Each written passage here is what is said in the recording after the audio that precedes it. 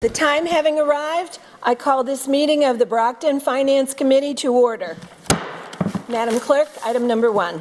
Ordered that the City Council approves acceptance of the local option increasing the retirement board members' stipend from $3,000 to $4,500 in accordance with Section 34 of Chapter 176 of the Acts of 2011, Mass General Law, Chapter 32, 26. Invited Jeannie Martinique, Executive Director, Brockton Retirement Board, Troy Clarkson, Chief Financial Officer.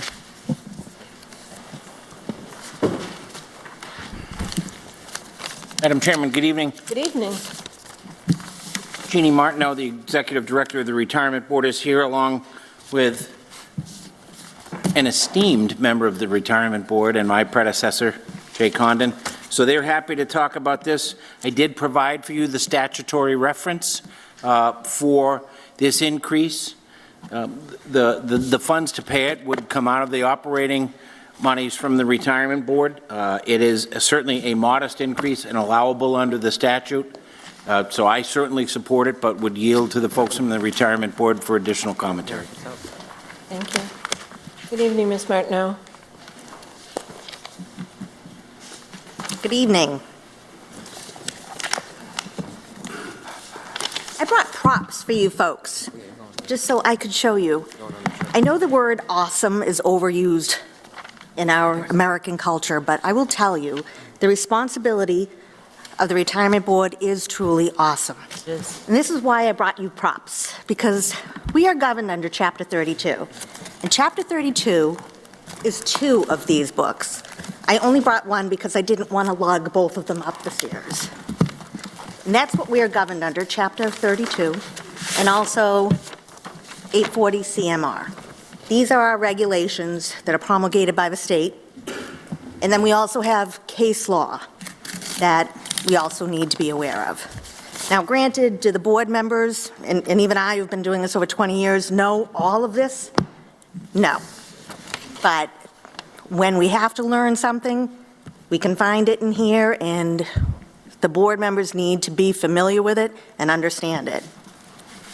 And that is why we are asking for an increase in the stipend.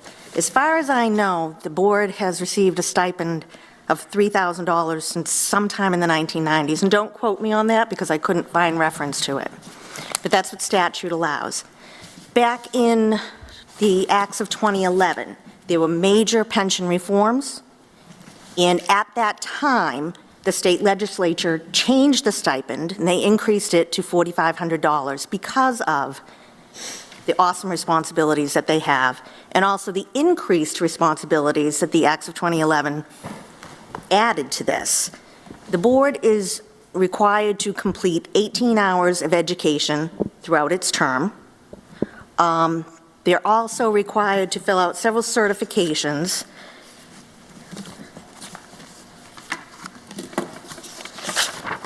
Just so that you know, the board members' duties, again, is promulgated in 840 CMR. They have personal responsibility. Their liability for breach of fiduciary duty. Failure to comply with the fiduciary standards can result in the fiduciary to personal liability for any losses to the system resulting from failures. I mean, I could go on. I just want to talk about one of the other onerous responsibilities that they have. In 2011, when this act first started, I will tell you, a lot of the boards lost many members because there was this statement of financial interest that the board members are required to complete every year. And I mean, in my opinion, I think it's a little intrusive. And I'll just give you a few of the questions. They talk about business ownership equity. Identify any businesses in which you and or an immediate family member owned more than 1% of the equity at any time during the year. Identify each security or other investment with a fair market value in excess of $1,000, beneficially owned by you and or an immediate family member at the end of the year. Identify all mortgages for your current home residence, including home equity and reverse mortgage loans, in excess of $1,000 outstanding at the end of the year. There are other such statements like that, which these board members are open enough and transparent enough to complete. But I don't know of any other elected officials, and I was a former elected official. I was on a school committee in my community for many years, and I know I never had to fill out anything as intrusive as this. So that's why I actually brought it to the board members. I knew that we were going for, the board wanted to go forward for the extra 2% cost of living, and I said, listen, while you're doing that, let me take this forward, let me go for the increase in stipend. We're here. I truly feel that they deserve it.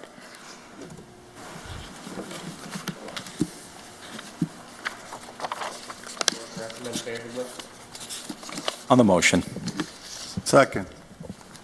Go ahead, Counselor Thompson. Thank you, Madam Chair. Just a couple questions.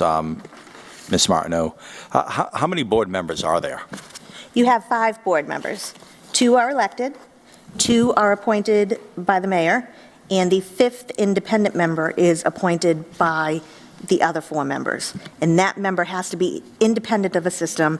It doesn't have any interests in the system. There's not a member of it. It's And how many, how long is the term for each board member when appointed? 3 years. And you said that the enabling legislation to increase from 3,000 to 4,500 was enacted in 2011. Mm-hmm.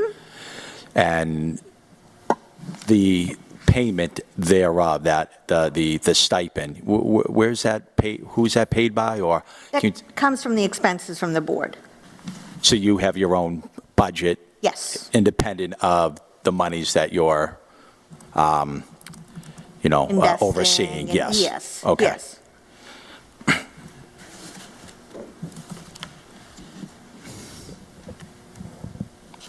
That's all. Thank you, Madam President. Madam Chair. Counselor Minicello. Hi, good evening, how are you? Well, thank you. Could you just tell us about how much time you think, the board members put in with respect to, the materials and information that they need to sort through, and how often, your board is meeting? Typically, the board meets once a month. There have been times that they've had to meet more than once a month because they had financial meetings.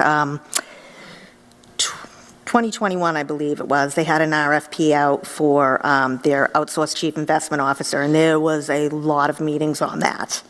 But typically, in a regular year, we keep it down to 1 meeting a month.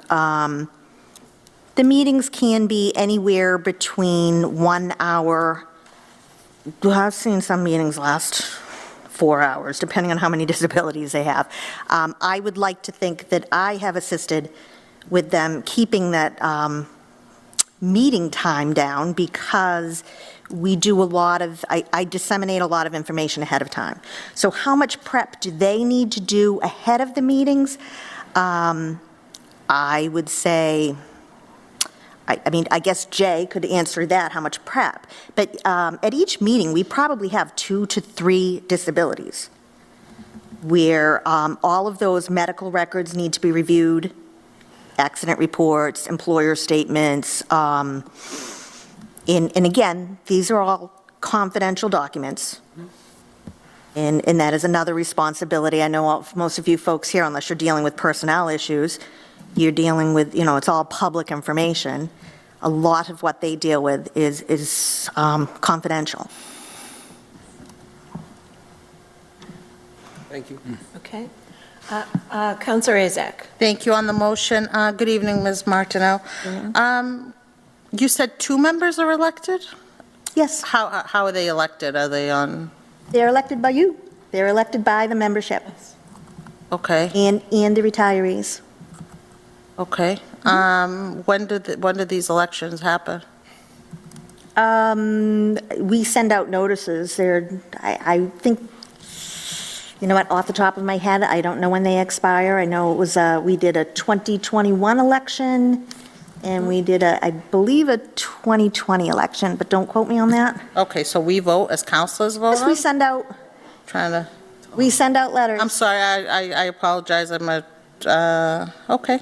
I'll look into that.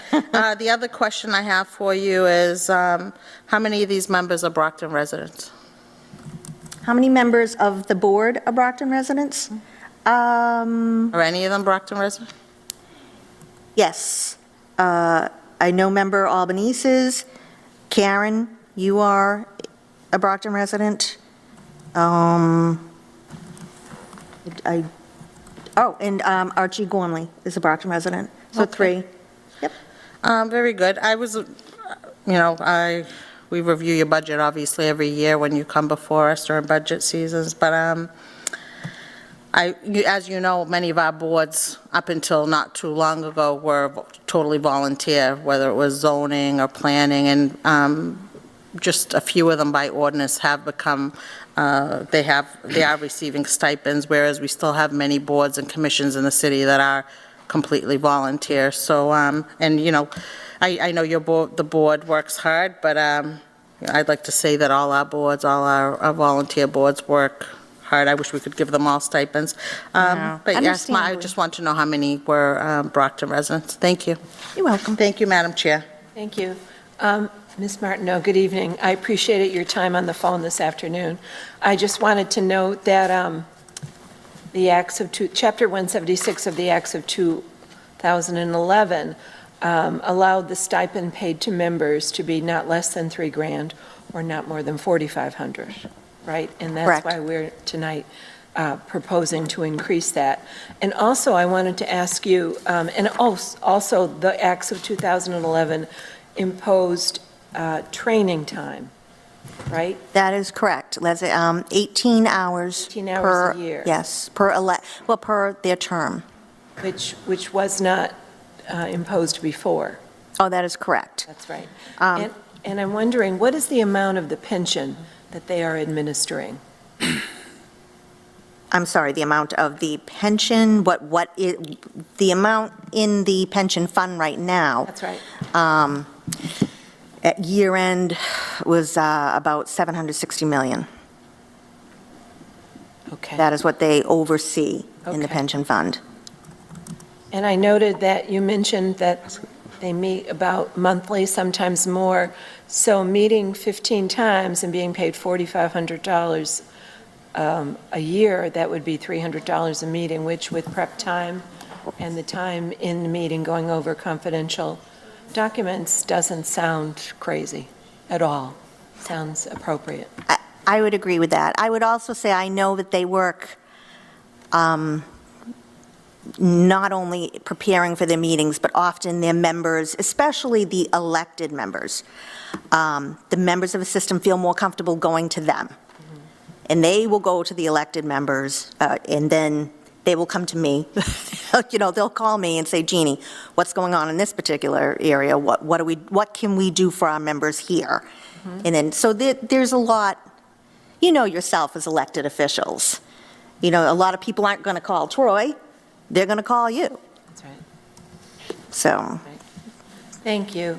Counselors, a motion has been made and properly seconded. All in favor? All opposed?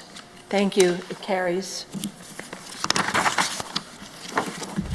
Order 2, that the City Council approves the acceptance of a 2% COLA increase in the maximum base amount upon which the COLA is calculated for the Brockton retirement pension payment for FY23, retroactive to July 1st, 2022. Invited Jeannie Martineau, Ex-Executive Director, Brockton Retirement Board, Troy Clarkson, Chief Financial Officer.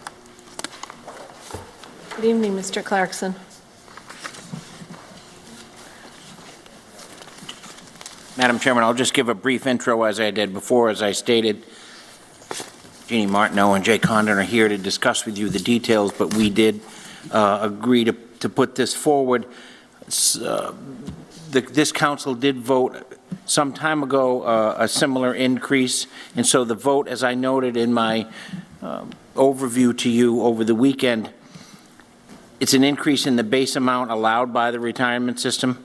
The aggregate cost of this has already been figured into our liability and the payment that we make to the retirement board every year. This request was made from the retirement board because of what we've seen in terms of rising costs and inflation over the last couple of years.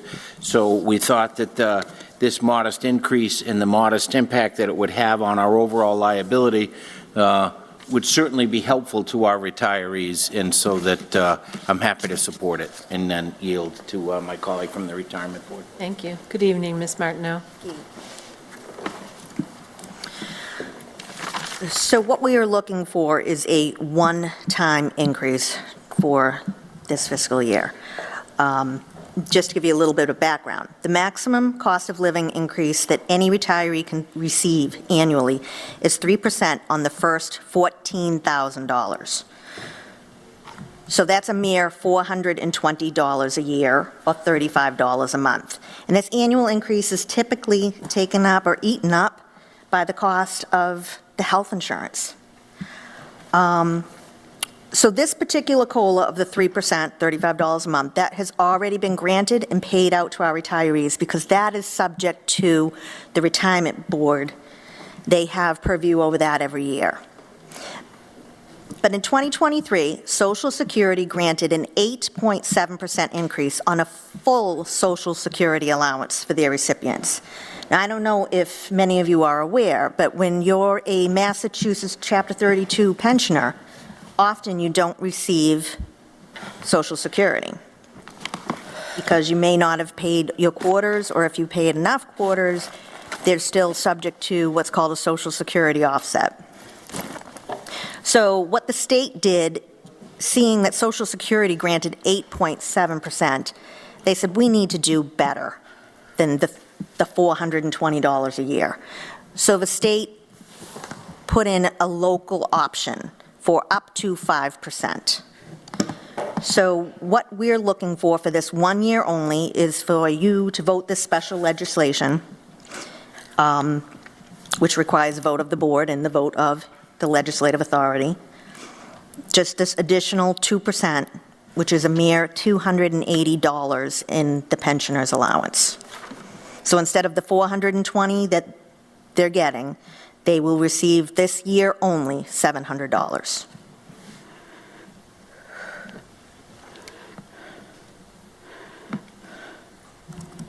Councilors? Motion to recommend favorably. Second. Okay. Motion has been made and properly seconded. All in favor? Opposed? Thank you. It carries. Thank you very much. Thank you. On behalf of all the retirees, I thank you. 3, ordered that the following name sum be, and the same is hereby transferred as the same was submitted by the mayor as follows. Transfer of $1 million from the Department of Public Works Highway Purchase Services to Stabilization Fund. Invited Patrick Hill, Commissioner of DPW, Troy Clarkson, Chief Financial Officer. Good evening, Mr. Clarkson, yet again. Good evening again, Madam Chairman and members of the council. I provided a similar request to you a few years back. One of the challenges that I'll talk about when we present the budget to you next month was that the mayor and I made a very conscious decision that we discussed on several occasions with you to take advantage of interest rates with the public safety debt. So when you authorized that $98 million borrowing for the public safety building, our stated plan at the time was to borrow that money temporarily for a series of years until we had a debt drop-off in 2028. What we then decided to do, because we saw interest rates getting ready to skyrocket, is we made a decision to borrow that money now. I believe that was a very sound decision, and I know the mayor agrees. We were able to capture an interest rate of less than 3%. As you know, since then, interest rates have skyrocketed, so by doing that, we saved the city tens of millions of dollars in interest costs over the next 30 years. One of the consequences of that action, however, is that our interest and principal and interest costs for that debt begin next fiscal year. So you'll see in the budget that we'll present, part of the debt budget from Treasurer Marty Brophy is some principal and lots of interest for next year for that debt. So one of the things we needed to do was be creative about how to come up with that extra money while not impacting other services. So this request before you, and I'm explaining this in detail just to be entirely transparent. This request before you is to take $1 million that's left over in snow and ice and place it in the stabilization fund. When I present the budget to you next month, you'll see that same $1 million, but only that $1 million requested coming out of the stabilization fund to balance the budget. So we're leaving everything that's in the stabilization fund. We're not proposing to use any reserves to balance the budget. However, in the interest of being able to address that additional debt payment without impacting services, I believe this is a sound and responsible action that actually this council, in a previous iteration a couple of years ago, did the exact same thing. Our balance in the snow and ice fund, we've only spent just slightly less than $400,000 out of the $2,050,000 budget that you had. We had an extraordinarily mild winter. You did approve transferring out $175,000 and then $200,000 to restore some of the budget cuts that you had made just a few weeks ago. Remember, we restored some money to the planning department and to the public property department. The source of those funds was also this money. So there will still, even with this transfer, Pat does have some expenses that he'll probably incur before the end of the year, but there are sufficient funds in the fund to accomplish that. And of course, Pat is here if you have any operational questions for him. Commissioner Hill? I just wanted to confirm we can afford this. I think so. You're not needing that money. I don't see any more snow emergencies this year. Okay, thankfully. very good. Thank you. Councilors? Motion to recommend favorably, since I do like the savings. Right. Second. Okay, a motion has been made and properly seconded. All in favor? Opposed? Thank you. The motion carries. Thank you. Madam Chair, Yes. I'd like to make a motion to table items number 4 and 5. Okay. Second. And that is per the request from the school department that we tabled them. That's right. They're not ready to go forward yet. Correct. Okay. A motion has been made and properly seconded to take 4 and 5 collectively and to table them. On the motion, Ms. Oh, it was just, Oh, all in favor? You're just jumping up there? yes. Okay, thank you. All in favor? Opposed? Thank you. Motion carries. Those items are tabled. 6, be it resolved by the Brockton City Council to invite Rob May, Director of Planning and Economic Development for the City of Brockton and area restaurateurs, to come before the council to provide an update and discuss their vision of the Sycamore Grove project being proposed by the City of Brockton. Invited Rob May, Director of Planning and Economic Development, Joseph R. Angelo, owner of Joe Angelo's, Chrisman Charlotte, owner of Tamboo, Manuel De Silva, owner of Petro's Island Cuisine, Manuel Rodriguez, co-owner of Crystals, Tony Rodriguez, co-owner of Crystals. Thank you. Councilors, before we speak to our restaurateurs, I wanted to let you know that at 5:53 this evening, I received an email from Mr. May. I am out of town and will not be at this evening's Finance Committee meeting. And then at 6:03, I received an email. What the city has to report on is that we have brought our designer back under contract to assist in developing alternatives for the property and business owners to review. Additionally, the city has asked Dan Pallotta to meet with the property and business owners to listen to their concerns. It is far too early in the process to have anything more to report back on. I believe there will be several meetings, including public meetings, over the next few weeks before a revised design is finalized. It may be less time-consuming to wait until the mayor reports out that we have something substantial to review. Rob. So we have several restaurateurs here tonight. Councilor Azak? Thank you, Madam Chair, and that's what I was going to mention. We have the business owners here, and I think, since they are here, we'd like to hear from them. I know that they did have a meeting last week with the mayor and with Mr. Dan Pilata, and I happened to just be in the building and hear about so I did sit in on the meeting, and Mr. Charlotte from Tambu did bring up, the mayor was listening to him, he did ask him, and the other business owners as well, Mr. Rodriguez, what was important to them, and they did bring up they don't really want to lose the parking, and I don't want that that was their biggest concern, so we'd like to hear from them if they want to speak, but I know that the mayor is listening to him. He made it very clear during the meeting that they are going to, to listen to them. So that's why I think Mr. May mentioned that we're going to relook at the designs and bring in a designer. So I'm not sure if they want to speak, but Gentlemen, do you Mr. want Charlotte. to come forward and speak to us about it?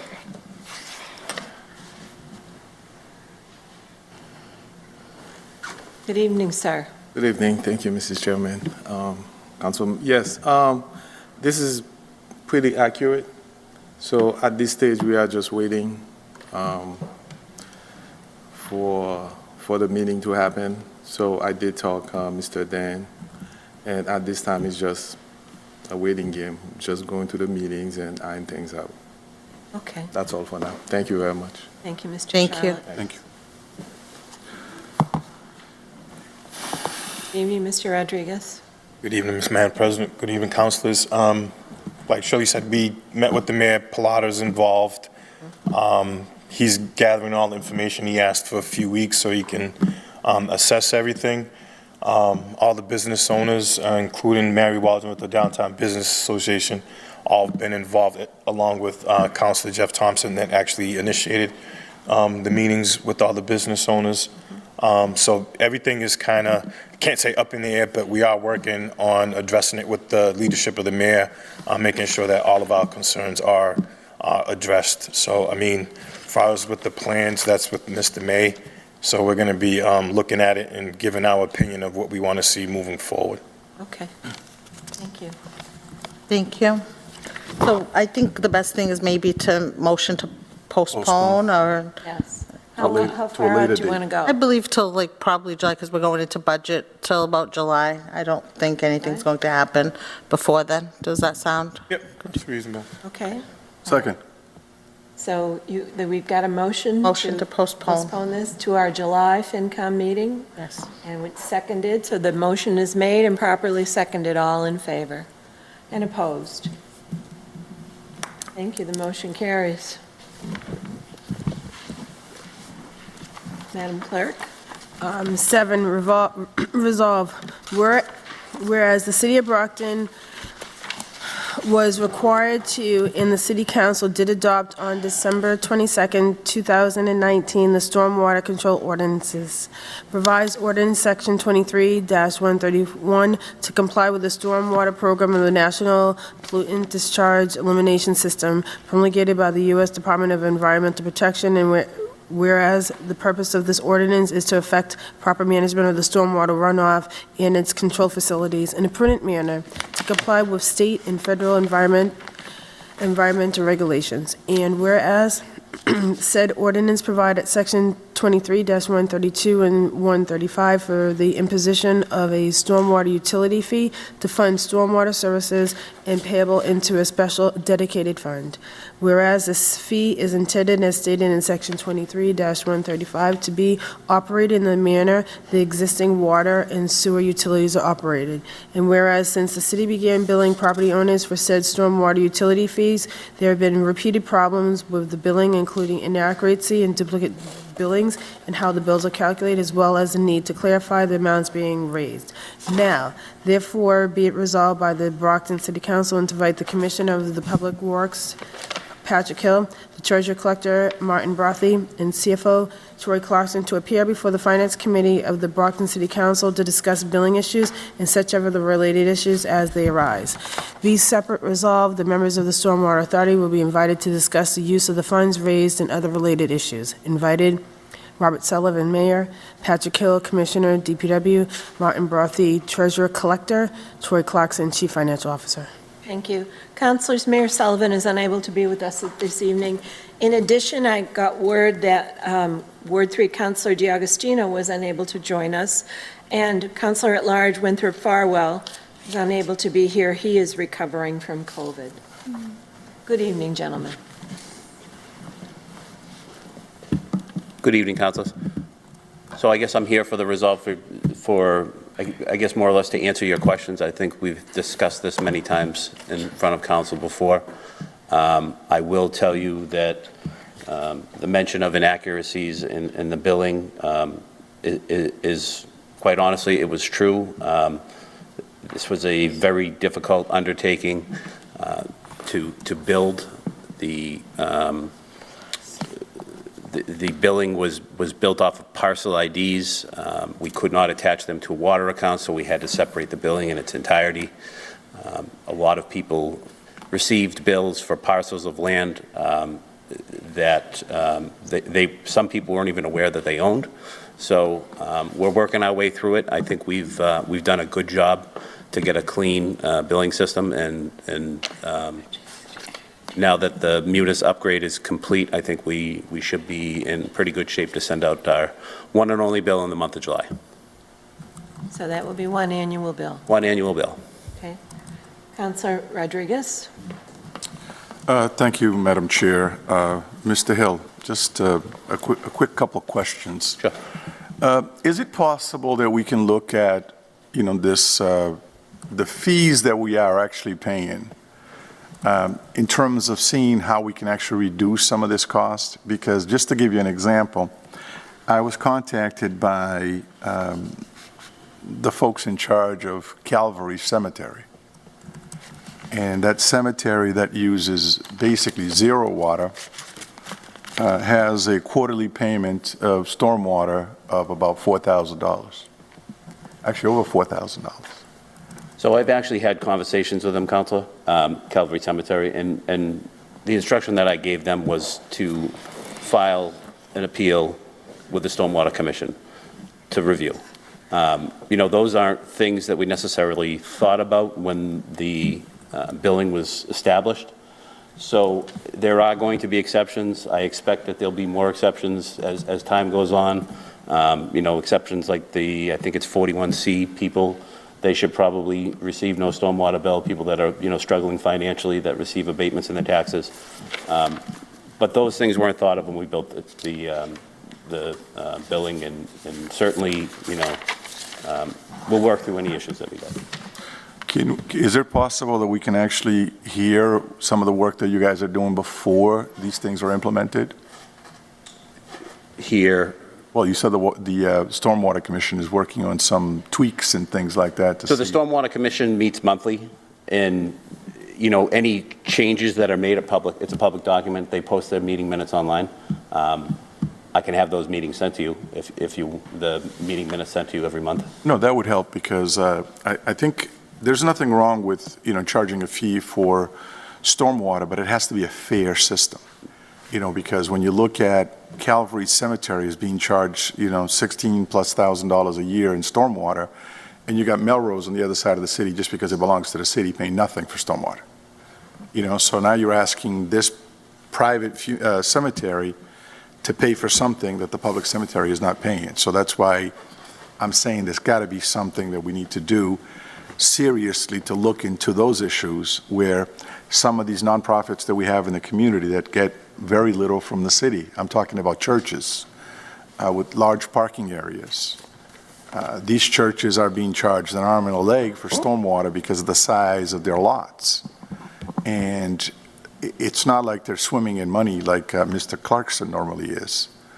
I think it's something that we need to take into consideration, into account, and figure out exactly how we go about kind of tweaking that a little bit so that we're not hurting those that are, not doing so well, because the churches aren't doing so well. I can speak for the Catholic churches that I'm aware of. They're not doing very well financially in this area, and there's no reason for us to basically run them out of business, basically for a water bill that it's not water used, but it's just water running in their parking lots. Understood, Councilor. I think there's quite a bit of work left to do on the program. adjustments that'll probably have to be made through the ordinance. And we're willing to do whatever it takes to make it better. No, we have to, because you know what, some of us are getting tired of, getting all these complaints and stuff from, from these area businesses and stuff that are struggling. We have come out of COVID in the sense, but COVID hasn't come out of us. So I think it's important for us to keep that in mind. Understood. And thank you for your work. Thank you, Madam Chair. You're welcome. Councilor Azat? Thank you, Madam Chair. Good evening, Commissioner. Councilor. I'm happy to hear that we have things under control and we're fixing things because it was a bit crazy. But as you all know as well, Councilor Farwell and Councilor Rodriguez and a number of us at the last time decided that we were going to establish a technical committee to look at this and re-look at the ordinance as well. So that's something that we'll be doing, and so we can figure out exactly what is required by us by the federal mandate, so we can look at working together. So we're hoping to do that. I know Councilor Farwell, this is important to him, and he isn't here this evening, but he did state that in an email that he sent out, I believe, to everyone. So I just want to make sure everybody at home realizes that we are working on putting together this kind of subcommittee and working on rewriting the ordinance and getting the right information out there. So, but thank you. It's good to hear that we're moving forward, that we're working on this. Yep, and we look forward to working through it. I mean, it's something that kind of came out of the blue, understandably. It was voted on in 2019. It took a long time to get the billing established, and then obviously we had some hiccups going into it, so. Perfect. But We'll fix thank it. you. Thank you. Thank you, Madam Chair. Thank you. Councilor Thompson? Thank you, Madam Chair, and good evening, Commissioner Hill. Just a couple of questions. So this requirement, a mandate, has been in effect for about one fiscal year right now, right? Or how long have we been collecting the quarterly fees? 1 year. 1 year. Yep. Okay. Do you know what's in our stormwater fund right now? I believe that would be a better answer by Mr. Clarkson, but I want to say it's about $800,000 to date.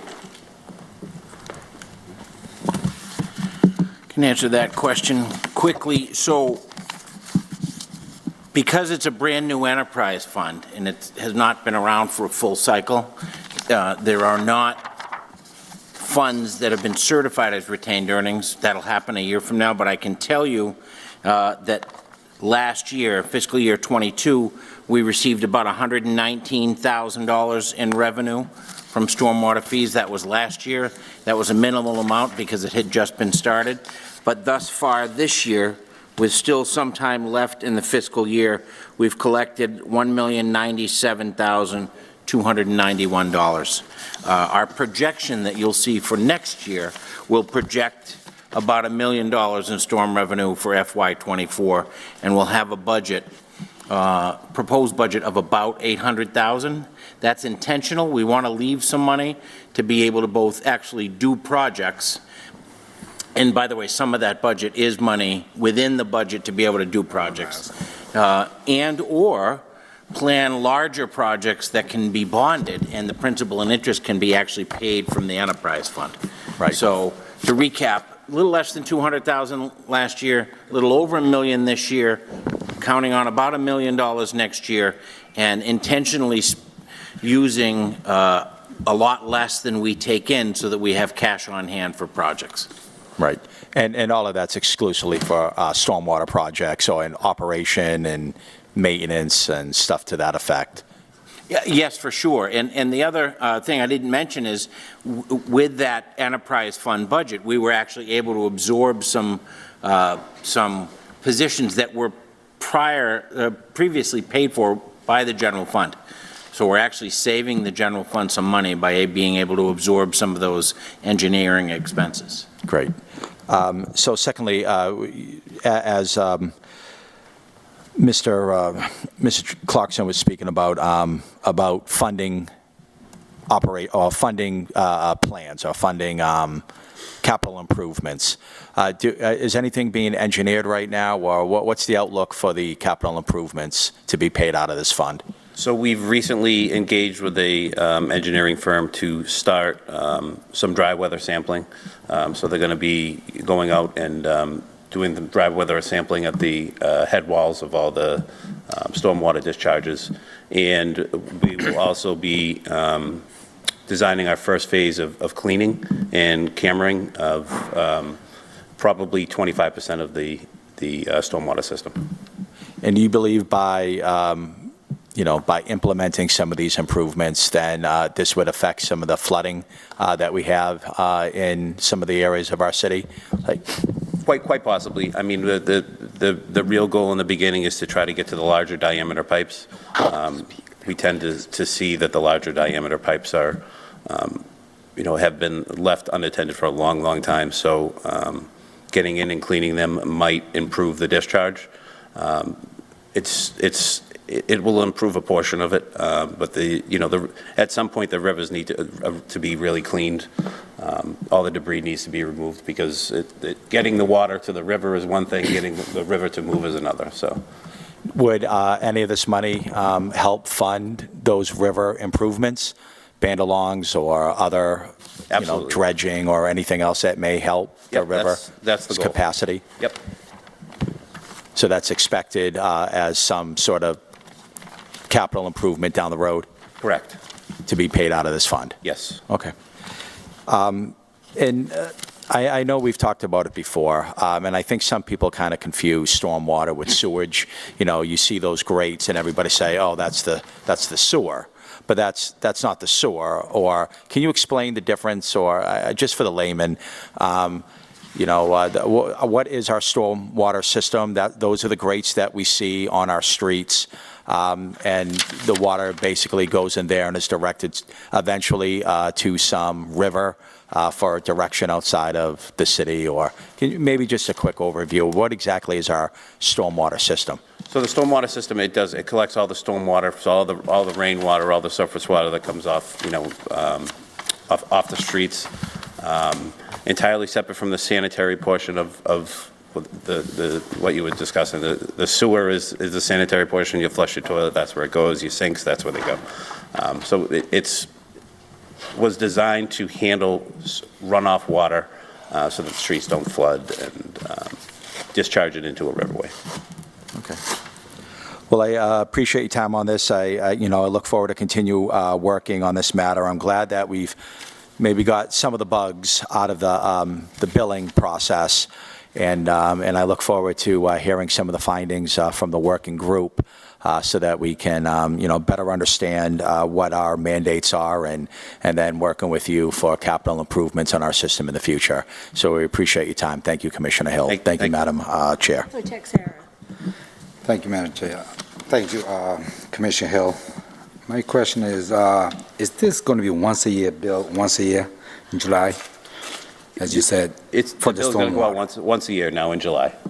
How is it going to affect, especially for the people that live paycheck to paycheck, and now you're going to get a one lump sum bill versus quarterly? So what we found, Counselor, when we sent out our first round of bills was that the biggest complaint that we received is that it's as much to pay a $6 bill as the bill is. So, I think it costs $3.20 to pay a $6 bill. So what we were seeing was that people would prefer to get a one-time bill of $24 as opposed to the $6 bill. So it didn't make sense to continue on that path because more than 50% of the complaints that we got were just for that. Not as a business, especially myself. When we get a one lump sum bill versus quarterly, it does affect the business. Yeah, the businesses, and we're still kind of contemplating sending out the businesses perhaps on a biannual as opposed to a one-time fee. There has been some discussion, and we're trying to figure out the impact. We did not get a lot of complaints from businesses on the bill, I'll be honest with you, maybe 100. But most of the complaints that we did receive were for inaccurate billing for parcels of land that shouldn't have got a bill at all. And the amounts that were billed due to the impervious land. A lot of people questioned that, but once it was explained to them, they understood. We really didn't get a lot of complaints from business owners. It's like my colleague, Councilor Rodriguez said with the cemetery, when they get $16,000, one lump sum for $16,000, it will be a lot for them. And again, it's my concern as a business, as a citizen of the city,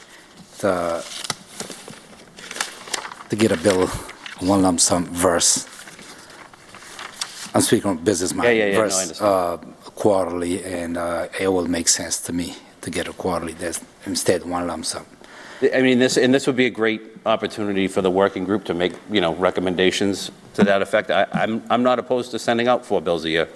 The reason that we decided to go with the 1 bill a year was just strictly from the complaints. So, and most of the bill, probably 75% of the bills are $6.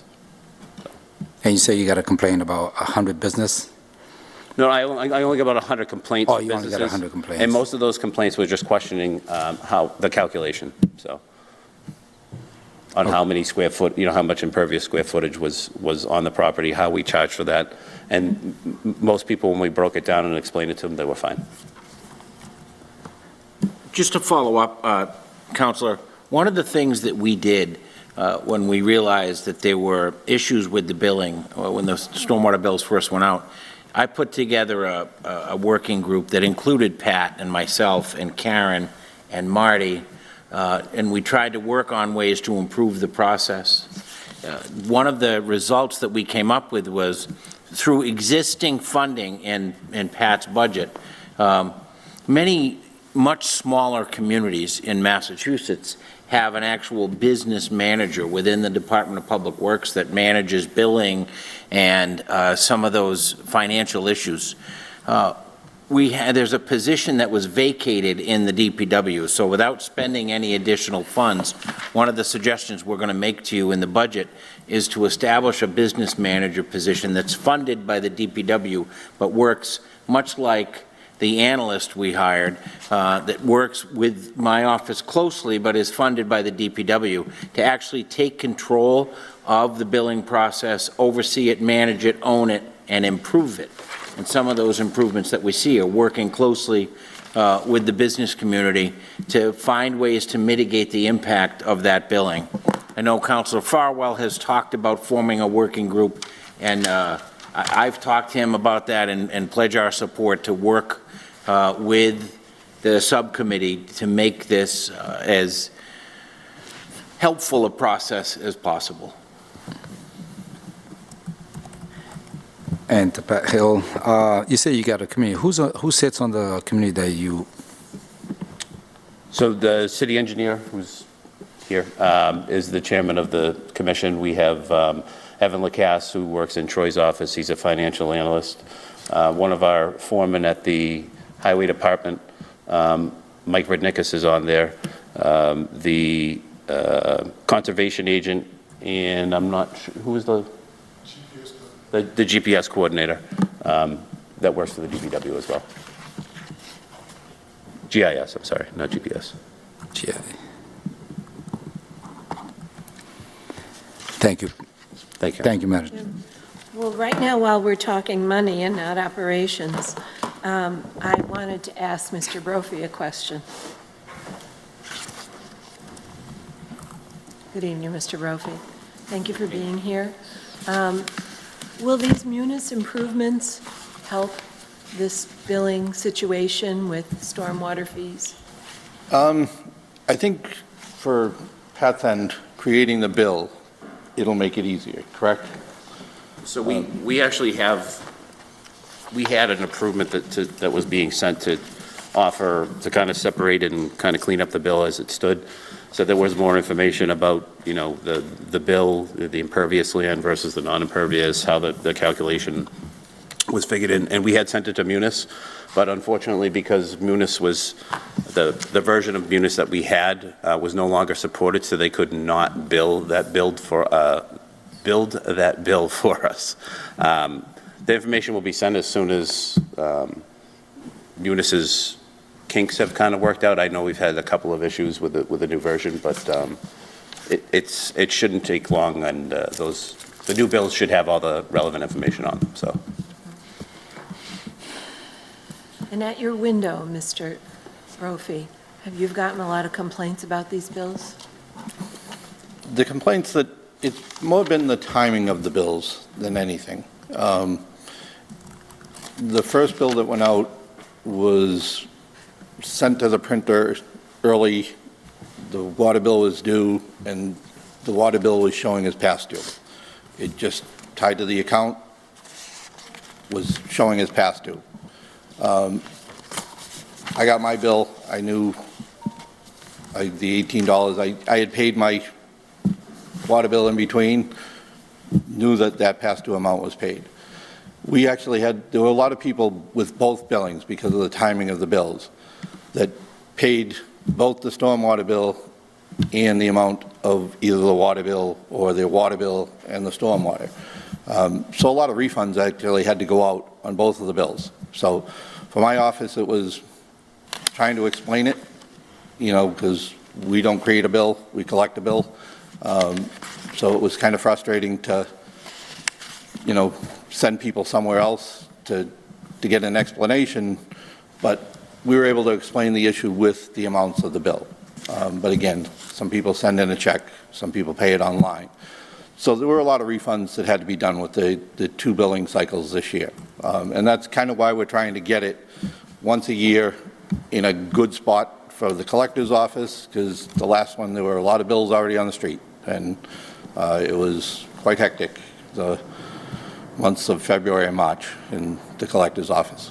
So you expect that having a single billing in July of each year? Yeah, we worked together on the billing for both stormwater and the 4 quarterly water bills that can kind of get back to a cycle where we're, real estate bill, water bill going out shortly after, excises once a year with a large commitment, and then smaller ones through the year.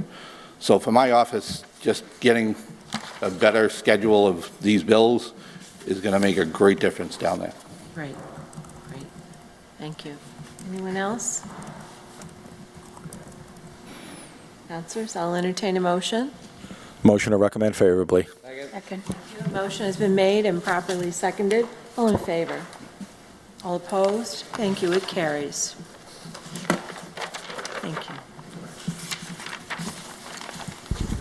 8, be it resolved to invite the members of the Stormwater Authority and its chair, City Engineer Chike Odunkwe, to appear before a committee of the Brockton City Council to discuss the work and operations of the Stormwater Authority and such other related matters as the City Council deems relevant. Invited Robert Sullivan, Mayor, Patrick Hill, Commissioner of DPW, Chike Odunkwe, City Engineer. Thank you. And Mayor Sullivan is unable to be here. Councilors, good evening, Mr. Odunkwe. Good evening, Thank you for being here. Chairperson and members of the board. Talk with us this evening about the work and the operations of this Stormwater Authority. The applications. I believe when this bill ordinance was passed, I sent a write-up to, I know not everybody here was there here at that time.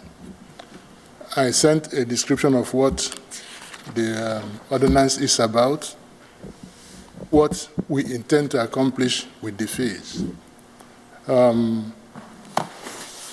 We have only processed a few permits, and those, because there was no other engineer on board, there was one error, typographical error in one of the bills, and the first engineer that handled it knew it was an error.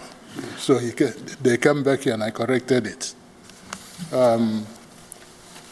Other than that, we don't have any problem with the permitting aspect of it, because we give an application that is very explicit. It explains what needs to be there and where they can get it. So I haven't seen anybody that wanted to complete the application that had a problem, other than that one problem of a typo that had an aspect of the permitting bill multiplied by 100. So they saw it, and the person that saw it knew it was a mistake, and they came in here. Yeah, I discovered it was because nobody cross-checked what I did. How are you publicizing the need to apply for this and pay a fee? Because the mayor implemented, would I say, one-stop shop for permitting through the housing. So every permit that is issued in the city have to come through to know if stormwater permit is required. So I believe nobody that applies for permits is going to miss applying for it if they are qualified to do that. Okay. I've read your minutes. You've been meeting for about the past year. Haven't accomplished a whole lot so far. Is that because you were short of staff, an administrative person and an engineer? It's because we are short of, especially, we now have administrative staff. We are short of engineers to do that was we delayed permits. Because when you issue permits and nobody will monitor what is being done, it's meaningless. It's like what the plumbing board is doing. They approve plans and nobody is there to know what is built. So they build whatever they want and leave. And the city inherits the problem. So as soon as we get engineers to be doing the monitoring of the construction, then we know we are getting a value for what we are doing. But if it's not inspected, they put in what they want and leave. And we were mandated to impose this by Yes. the federal government? Yes. Just like they did when there was a lot of unsanitary. Every community that has a combined system already have a fee on this. They wouldn't do they should actually be reducing what they are charging because they have done most of the work. But they are still charging the same thing they are charging when they were taking care of combined sewer overflow. Those that did combined sewer overflow did their drainage at that time because it's the drainage that was causing the overflow. So they separated and did drainage that is that meets the requirements now. That they should not be charging additional fees for stormwater because they have already charged communities for that and have taken care of that problem. So they now should be reducing their fees instead of increasing it. Well, I think there is great concern among the owners of the larger parcels of this in the city.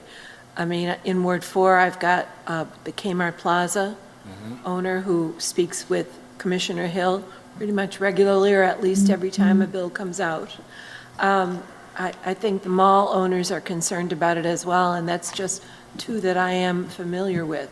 Again, asking the question, is this really necessary, and what are these funds being used for? It is very necessary, and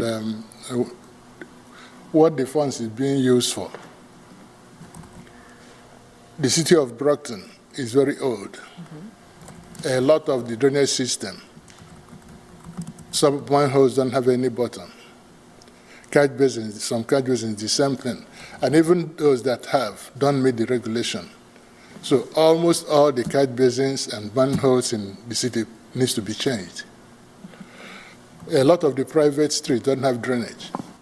We need to put drainage in them and do the streets properly so that they meet standards. As we are redoing the streets, there are other things, something like handicap accessibility, complete streets, which will allow bicycles. We'll try to accommodate, do all those using this fund. That is why, and I did explain it in what I provided the council when this ordinance was passed. We used that for this fund as catalyst to get all these things done. If we are doing a street and the drain and the water or sanitary needs to be improved, all they will pay is for the pipe, and then the work, all of them will put them at the same time. So it will save the city money in several different ways. We upgrade our water lines, upgrade the sewer, without paying the full cost of doing that. I have constituents who live on Perkins Avenue, and in the spring and the fall, when there are heavy rains, their backyards actually fill up with water coming from the streets above them, sloping down. Will this help that? Right now, they're using some pumps to get the water out to the street. It will help a lot of them, because there are two things we are doing. Making everybody responsible for both past mistakes, because if you are going to do redevelopment, we require that you reduce the runoff that was there before you started the development by 40%, because we did not do any mitigation before. So there's a lot of space to do that. I remember somebody was doing where the low-income or homeless people are moving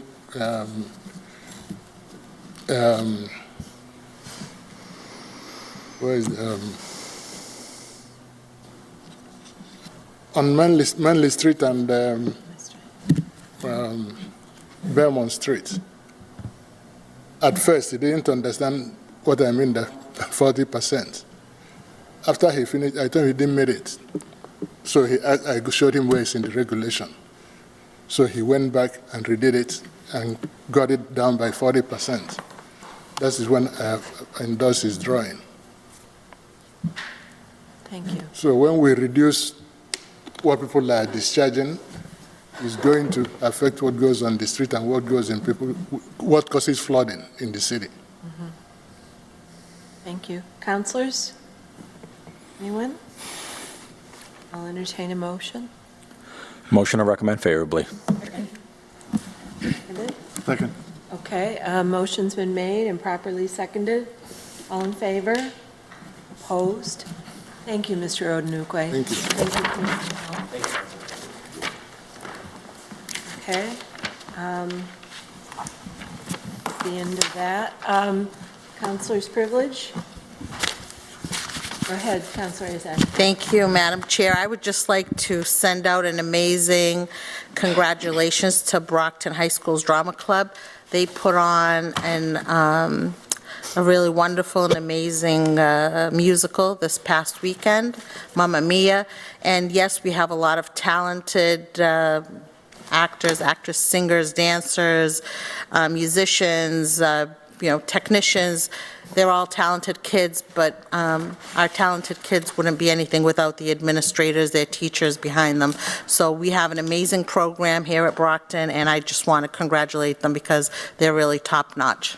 Thank you. Thank you, and I echo that. It was a fabulous show. I saw it last night with my family. It was a great Mother's Day take.